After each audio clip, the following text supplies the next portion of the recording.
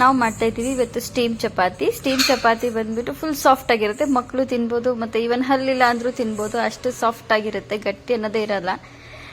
ಇದನ್ನ ನಾವು ಚಪಾತಿ ಹಿಟ್ಟಿಂದಾನೇ ಮಾಡೋದು. ಸಾಂಬಾರ್ ಪಲ್ಯ ಮಾಡ್ಕೊಂಡ್ಬಿಟ್ಟು ಇದ್ರ ಜೊತೆ ತಿನ್ಬೇಕು. ಫಸ್ಟ್ ಇದನ್ನ ಮಾಡಬೇಕು ಅಂದ್ರೆ ಗೋಧಿ ಹಿಟ್ಟಲ್ಲಿ ಸ್ವಲ್ಪ ಓಂಕಾಳು, ಅಜ್ವೈನ್ ಮತ್ತೆ ಎಣ್ಣೆ, ನಾನು ಬಟರ್ ಹಾಕಿದ್ದೀನಿ. ಬಟರ್ ಇಷ್ಟ ಇದ್ರೆ ಹಾಕ್ಬೋದು, ಇಲ್ಲ ಬಟರ್ ಹಾಕಿಲ್ಲ ಅಂದ್ರೂ ನಡೆಯುತ್ತೆ. ನನ್ನ ಮಗ ತಿಂತಾನೆ, ಸಾಫ್ಟ್ ಆಗುತ್ತೆ ಅಂತ ಸ್ವಲ್ಪ ಬಟರ್ ಹಾಕಿಬಿಟ್ಟು ಚೆನ್ನಾಗಿ ಕಲಿಸ್ಕೊಂಡ್ಬಿಟ್ಟು ಒಂದು ಸೈಡಲ್ಲಿ ಇಟ್ಬಿಟ್ಟೆ ಇದನ್ನು.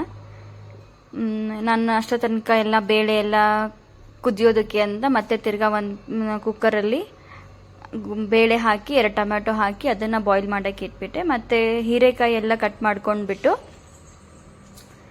ಹೀರೆಕಾಯಿ ಪಲ್ಯನೂ ಮಾಡ್ಕೊಂಡೆ. ಇದ್ರ ಜೊತೆ ಚೆನ್ನಾಗಿರುತ್ತೆ ತಿನ್ನೋಕ್ಕೆ ಅಂತ ಹೀರೆಕಾಯಿನ ಕಟ್ ಮಾಡಿಕೊಂಡು ಅದಕ್ಕೆ ಇವಾಗ ಈ ಕಡೆ ಇನ್ನೊಂದು ಕಡೆ ಒಂದು ಸ್ಟೀಮ್ ಮಾಡೋದಕ್ಕೆ ಚಪಾತಿ ಎಲ್ಲ ಮಾಡಿ ಸ್ಟೀಮ್ ಮಾಡಬೇಕಲ್ಲ. ಇವಾಗ ಅದಕ್ಕೆ ಒಂದು ಪಾತ್ರೆಗೆ ನೀರು ಹಾಕಿಬಿಟ್ಟು ಅದ್ರ ಮೇಲೆ ಒಂದು ಸ್ಟೀಮರ್ದು ಬೌಲ್ ಇಟ್ಬಿಟ್ಟು ಈ ಚಪಾತಿ ಎಲ್ಲ ಲಟ್ಟಿಸ್ಕೋಬೇಕು. ಫಸ್ಟ್ ಈ ಥರ ಎಲ್ಲ ಚಪಾತಿ ಲಟ್ಟಿಸ್ಕೊಂಡ್ಬಿಟ್ಟು ಅದನ್ನು ಟ್ರಯಾಂಗಲ್ ಶೇಪಲ್ಲಿ ಫೋಲ್ಡ್ ಮಾಡಬೇಕು. ರೌಂಡಾಗಿ ಲಟ್ಟಿಸ್ಕೊಂಡ್ಬಿಟ್ಟು ಚಿಕ್ಕದಾಗಿ ಫುಲ್ ತೆಳು ಲಟ್ಟಿಸ್ಕೊಂಡ್ಬಿಟ್ಟು ರೌಂಡ್ ಇದರಲ್ಲಿ ಟ್ರಯಾಂಗಲ್ ಶೇಪಲ್ಲಿ ಇದನ್ನು ಫೋಲ್ಡ್ ಮಾಡಿ ಸ್ಟೀಮ್ ಮಾಡೋಕ್ಕೆ ಇಡಬೇಕು. ಒಂದು 20 ಮಿನಿಟ್ಸ್ ಸ್ಟೀಮ್ ಮಾಡಿದ್ರೆ ಇದು ಸ್ಟೀಮ್ ಚಪಾತಿ ರೆಡಿ ಆಗಿಬಿಡುತ್ತೆ ತಿನ್ನೋದಕ್ಕೆ. ಈ ಥರ ಒಂದು ಪಾತ್ರೆಗೆ ಹಾಕಿಬಿಟ್ಟು ಲಿಡ್ ಕ್ಲೋಸ್ ಮಾಡಿ 25 ಮಿನಿಟ್ಸ್ವರೆಗೂ ಇಟ್ಟರೆ ರೆಡಿ ಆಗುತ್ತೆ. ಅದನ್ನು ನಾವು ತುಪ್ಪ ಹಾಕ್ಕೊಂಡು ಸಾಂಬಾರ್ ಪಲ್ಯ ಜೊತೆ ತಿಂದರೆ ಸಖತ್ತಾಗಿರುತ್ತೆ.